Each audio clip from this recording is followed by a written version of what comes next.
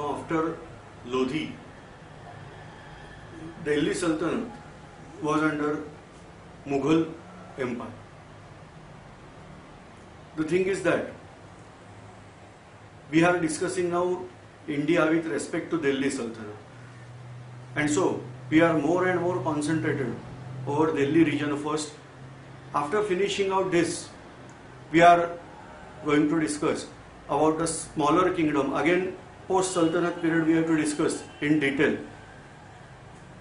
So first let us finish out one line of history, that is the Delhi Sultanate first. Babur, as we have discussed in earlier lecture, entire name was something Zahiruddin al-Muhammad Babur. He was no doubt great warrior. He used cavalry in India first time, and therefore he was victorious over Ibrahim Khan Lodi, the last ruler of Lodi dynasty. No doubt Babur was a good general. Babur was having new style of fighting, that he arranged his army in such a way that any group of soldiers, that is smaller troops, he can move from one place to another very easily. The army was well planned and well disciplined, and of course the impact of cavalry was much more. So he was able to defeat Ibrahim Khan Lodi on the battle of Panipat and able to form a firm rule over Delhi. Keep in mind, Babur was Mongol, but he was not liking out that word Mongol, so he termed as Mughal. So after giving name Mughal, but still we have to keep in mind they were Mongols, and wandering Mongols in Central Asia. Out of that they ultimately settled in India. We are discussing out from long period that the Mongol invasion under rule of Alauddin Khilji, Jalaluddin Khilji, Balban, and so that every time these Mongol raids were there from northern part of India, especially from Afghanistan region, the Mongols were riding out and ultimately they were settled in India. So this point is very important. In order to protect India from outside attack, the Indian ruler must keep a constant watch on Afghanistan. Say, we are drawing back once again, because as we are aware that this is very essential. You can draw with me, you will get another practice. Now I am drawing somewhat smaller map over here.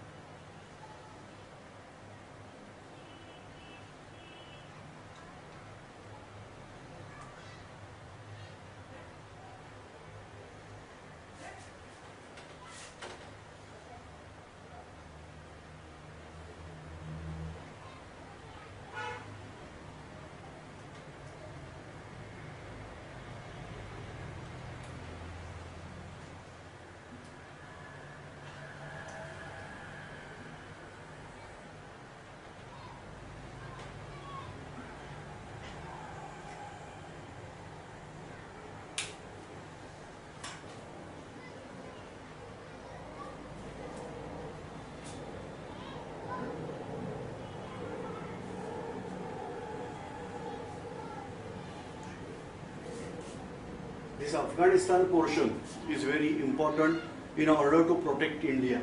One must keep close eye what is happening on Afghanistan part and what is happening beyond Afghanistan.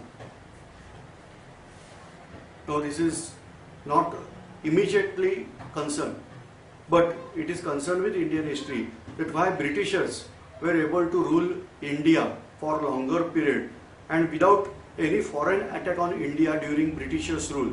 The reason the Britishers kept close contact and close eye on Afghanistan. During British rule, Russia was coming out from northern side. So Russia was trying to conquer this whole region. So Britishers kept Afghanistan under control in such a way that Russians were not able to advance in Afghanistan during those days. Same way, Britishers maintained a buffer state over here. So these states they maintained as buffer state. This is Tibet. So Tibet was maintained as buffer state.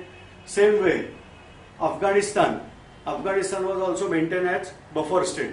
Buffer state means that the foreign attack, if is there, then that will be absorbed by this state first. We can supply weapons and ask these people to fight in order to protect their freedom. And then we will arrange for fight for longer period. So this was the protective method. As Britishers were able to do this, the earlier Indian rulers, inclusive of Muslim rulers, they were not able to do. Why? There were continuous Mongol invasion, especially during Muslim rule. The reason was that Mongols were now wandering, they were encouraged by Genghis Khan, later on Temurlang, and so they were continuously engaged with war. But though Indian ruler was in position that okay, we'll march to Afghanistan, we'll cross out the borders of Afghanistan and make check on Central Asia. No doubt, this ambition was shown by only one ruler, and historians are calling him mad. That was Muhammad bin Tughlaq. But the result, that means idea was nice, but this idea was not materialized.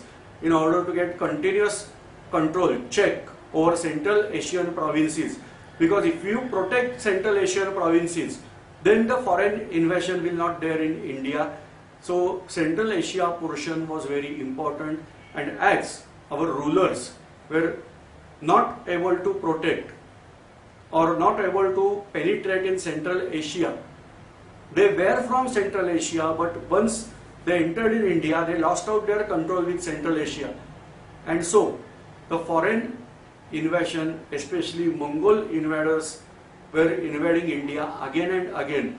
And ultimately, finally, when Babur was able to capture the throne, he was the successful. Henceforth, no further Mongol attack was there on India directly. Babur established his empire, especially from Punjab, so same way as Muhammad Ghori. So from Punjab, Rajasthan northern part, UP, and till Bihar, he ruled in India for 4 years. He was patron of Turki language, and he wrote a book, biography, autobiography of Babur, named as Tuzuk-i-Babari. So this Tuzuk-i-Babari, that was written by Babur, and he described India in that Tuzuk-i-Babari. No doubt he was foreign invader only, and he was not giving any good word about India. Instead, he was in the position that India is a nation of, one can say, they are not friendly. Now, how they can be friendly? If you are invading India, you are destructing Indian things, how we can become friendly with you? But he is writing in this way, that India, the people of India, they are not friendly. Then second thing, he is writing that Indian cities are dirty, and no landscape, mountain ranges, no beautiful landscape is there. Everywhere only plain region is there. Now simple thing, we are aware that Babur was ruling over the plains of Ganga and Yamuna and parts of Punjab. Obviously that region geographically only plain. That means not entire India is plain. But he is writing this way, that India is plain. Alright. Then what about the world's greatest mountain? That is there in India only, was and is. So why he is writing? That means simply one should not rely much on whatever written in Tuzuk-i-Babari, because simply as he is writing, Indians were not friendly. This can be taken from the point as foreign invader, Indians were treating very nicely. Why we should be friendly with these foreign invaders? What was the great thing that Babur was having that we should welcome him? Can we call him, okay, come on and destroy our temples. Come in India and destroy our monuments. Whatever the good architectural work is there, destroy that. Please come and destroy. Can we argue like this? Can you call like this? If he is continuously carrying out this thing and still expecting friendship from Indian, this is really a type of cheat work that is there. No doubt Babur was foreign invader. He was not Indianized or in love of India. He was in love of booty. Whatever the wealth is there in India, and he was having ambition to establish vast empire in India. But unfortunately for him, he was able to rule only for 4 years in India. After defeating Ibrahim Khan Lodi, he faced another great trouble, that is the trouble of Rana Sangh, a Rajput emperor, and ultimately he was defeated. Babur was great warrior. His experience in Central Asia used over here, and he was able to defeat Rana Sangh completely. And now, as northern India was now under control of Babur, he was having no enemy in northern India because of these 2 big wars. That was against Pathan or Lodhi dynasty, against Rajput, that means against Rana Sangh. He was able to gain a huge victory, and ultimately at the age of 48 he died, giving his throne to his own son Humayun. The meaning of Humayun is lucky, but history proved that the name, no doubt the name is lucky, he was unlucky person. Humayun was having throne, but unconsolidated empire and empty treasury was problem of Humayun. Babur was able to construct empire, but he was not having sufficient time, and ultimately what we can expect from these riders? They are just having interest in plunder and destruction. The Mongols were like Hun only, and by racially they were all belong to Huns, or Mongol belong to Mongolia only. So these Mongols, no doubt that they were very good in war, but administrative setup and other things, initially they were not having that much strength, so only carried out raids, then collecting out huge loot, only that was the aim. So how we can establish, how that Babur was able to establish a firm empire that was not there. With empty treasury, Humayun tried to gain wealth and strengthen his empire. But the problem was there that no doubt Babur was Muslim, but he was converted to Shia. There are 2 sects in Muslim, Shia and Sunni. As we had discussed earlier, that 2 sects, especially Iran, that was having Shia sect, whereas rest of the world, majority, they were Muslims, Sunni. So Babur was actually Sunni Muslim, but to gain help from Iran, he was converted to Shia. And then he was helped by Iran, the Shah of Iran. Same way, the Humayun, again, Humayun was also Sunni. Then, no doubt, they were Muslims, but from that side, Babur or Humayun was Mongol. Whereas, the remaining of Lodhi dynasty, the remains of Lodhi dynasty, they were Pathans.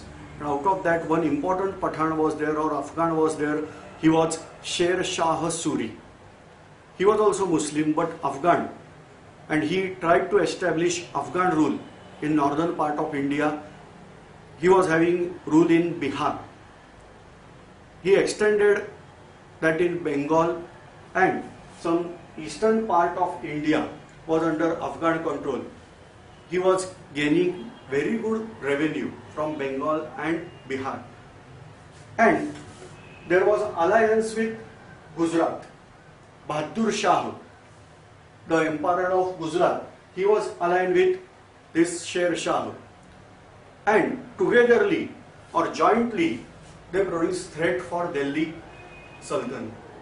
Initially, Humayun was able to defeat Sher Shah, and Sher Shah accepted suzerainty of Humayun. But again, after some time, he refused that. Humayun carried out lots of war with Sher Shah, Bahadur Shah, and apart from that, his own brothers. Because the son of Babur, they were also having idea to conquer throne of India. So he tried a lot of wars with his own brothers, Sher Shah Suri as well as Bahadur Shah. Once he arrived till Gujarat and was able to defeat Bahadur Shah. I don't know what is true or false, but I have heard many things about Bahadur Shah. In the book of Professor Deshmukh,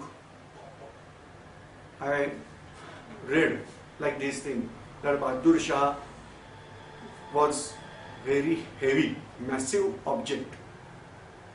He was in the requirement of 20 kilogram food in a day. Per day, it is said that if he is not carrying out war and administration, then you will find always that he is sleeping. And on both sides of bed, fresh food is kept. The moment he wake up, immediately that whatever food he start consuming, and again he was going to sleep. So like that stories are there. Whether these are true or not, I don't know. But Bahadur Shah was defeated by Humayun. But immediately after return of Humayun, Bahadur Shah again declared independence. Same way about this Malwa region. The Malwa also declared independence. And then ultimately Sher Shah Suri marched towards this Delhi, and in the battle Humayun lost the battle and ultimately fled away in the Sindh territory. So this way from Delhi to Sindh he marched, and Delhi Sultanate was now in hands of Afghan family again. So firstly it was under Afghan family under Lodhi dynasty. Alauddin Khilji we are considering as Turkey, or Khilji dynasty we are considering as Turkey. But this Lodhi dynasty Afghan. So after Lodhi dynasty, Sher Shah Suri, the second Afghan rule was given by this Sher Shah Suri, and Humayun was defeated. Ultimately, Humayun reached in Sindh territory. He married with one girl, somewhere around 14 years old. In those days, he married with that girl, and when he was wandering in this Baluchistan region, during that he got son, that is famous Mughal Emperor Akbar. So the birth of Akbar is there in somewhere desert of Baluchistan, when Humayun was wandering without his empire. But ultimately he reached in Iran. He accepted Shia, that means he converted to Shia, and then helped by Emperor of Iran. And then he marched again in India. So total for 12 years he wandered without empire. At the end of 12 years, he was able to gain throne of Delhi once again, because Sher Shah Suri was now not there, and so he was able to capture the throne of Delhi once again, and start settling out but again he was unlucky because just in 1.5 years after gaining the throne, he lost his life by accident on the terrace. It is said that he was just stepping down from terrace and fall and died. So this is about the Humayun's rule. So totally Humayun first established his rule, then lost his entire control on empire. Again with help of Iran, he was able to gain the throne. That means Mughal empire was at that position again at end of Babur.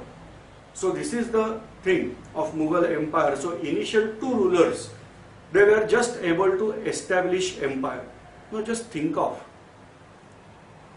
what is the life of people over there.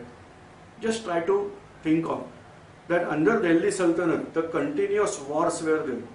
The war for Delhi and the neighboring entire territory.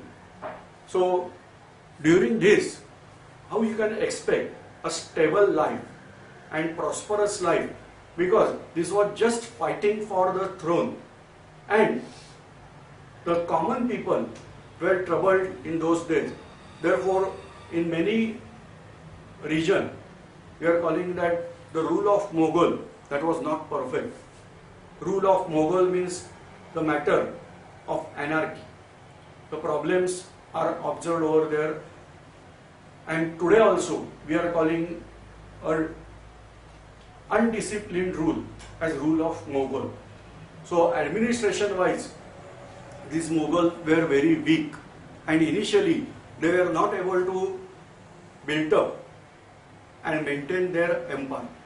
No doubt Akbar, really we have to call as Akbar the Great, because he converted this problematic state into vast, well organized empire. He was really diplomatic ruler. So this all credit of Mughal empire, if credit is there, then all credit of Mughal empire goes to Akbar, and not it goes to Babur or Humayun, because Babur and Humayun, they were able to just found empire.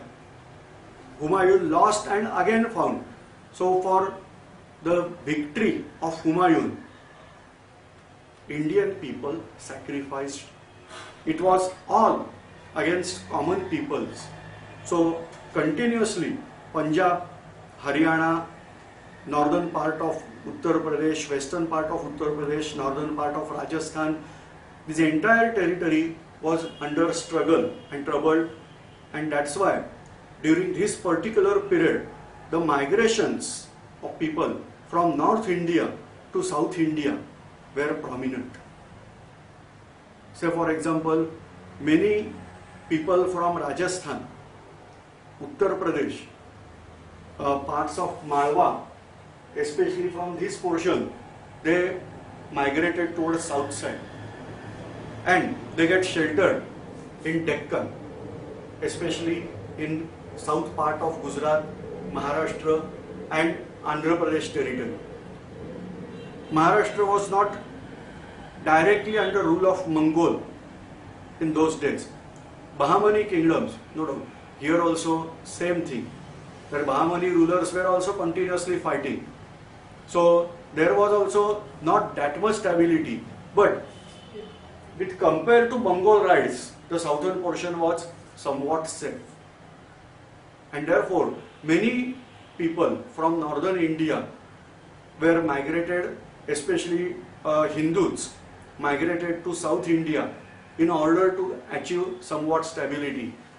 So like that, we can find out even the ancestor of Shivaji. They were from Sisodia clan of Rajput, and it is believed that they were having relationship with Padmini, that Alauddin Khilji, Chittor war, in that Padmini was famous. So they were connected in that Sisodia family, and later on they migrated from northern India to South India. So from father's side, Shivaji was having origin in Rajasthan, whereas from mother's side, he was having origin in Maharashtra, that is the Yadav dynasty. So during this particular period of Sultanate and the constant war, northern India was very, very unstable, resulting strong migrations from south, from north to south, and ultimately resulting a mixing of culture. We can observe in Maharashtra many clans, they were settled in Maharashtra. Now we can find out, as we are discussing about Parmar, that Gurjar Pratihar dynasty ruling in Rajasthan. Then Parmar were also ruler. They were termed as Pawars and settled in Maharashtra. So many rulers from northern India get settled over here, and a mixed culture was formed over here. So this is the important thing, that northern India, migration from northern India to South India, no doubt from ancient period this migration is going on. But during this Mughal period, the migration was dominant. Before that also we have evidence like Muhammad Tughlaq. He changed out capital from Delhi to Devgiri, that is Daulatabad. So like that, things were continuously going on. Now after death of Humayun, again there was trouble for the Delhi Sultanate, and again Afghan tried to conquer the throne. Now Akbar was very, what we can say, at just 14 years old when Humayun died, and therefore Akbar was guided by his uncle. Now they lost out Delhi once again. The reason simple, the Afghans were having claim on Delhi Sultanate. Then again Hindus were also claiming out the Delhi, and that was somewhat tri-party war, like we are discussing Rashtraput, Pal and Gurjar Pratihar. Same style of war one can expect over here. And Akbar is the successful leader to solve this triangle. Let us discuss. Was at that time just at age of 14 or 13 complete, rather we can say. He was guided by his uncle Bairam Khan. He was tutor of Akbar, he was protector of Akbar, and no doubt that Afghans were again tried to conquer Delhi. Adil Shah was a ruler, and his general was Hemu. Under leadership of Hemu, they conquered Delhi once again. And in order to get victory over Delhi, Akbar marched towards Delhi again, and the battle here somewhere, that is the battle of Panipat. The second battle of Panipat, that was there between, really we should call Bairam Khan, but on technically Akbar. So Bairam Khan was fighting on behalf of Akbar, and so we are calling the second battle between Akbar and Hemu. Or you can keep in mind Bairam Khan and Hemu.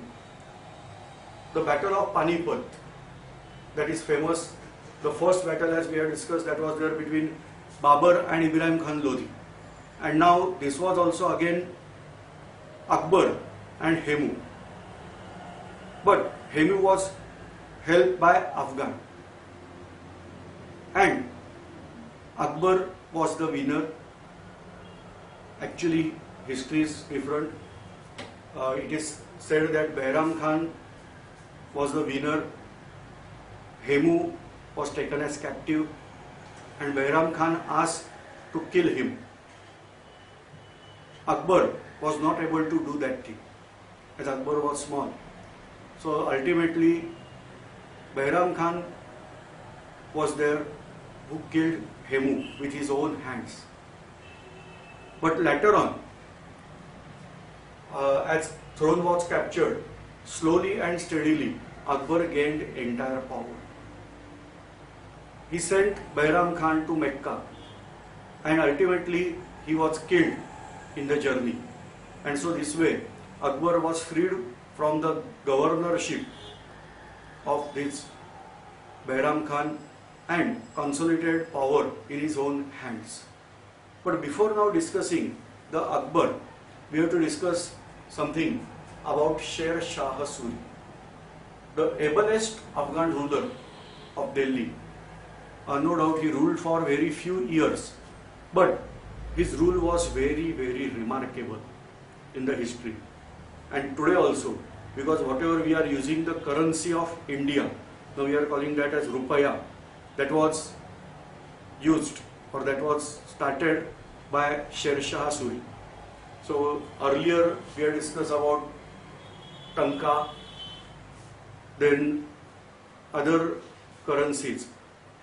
But now present day, whatever currency we are using, that is having source till till Sher Shah Suri. Now we are discussing the rule of Sher Shah Suri.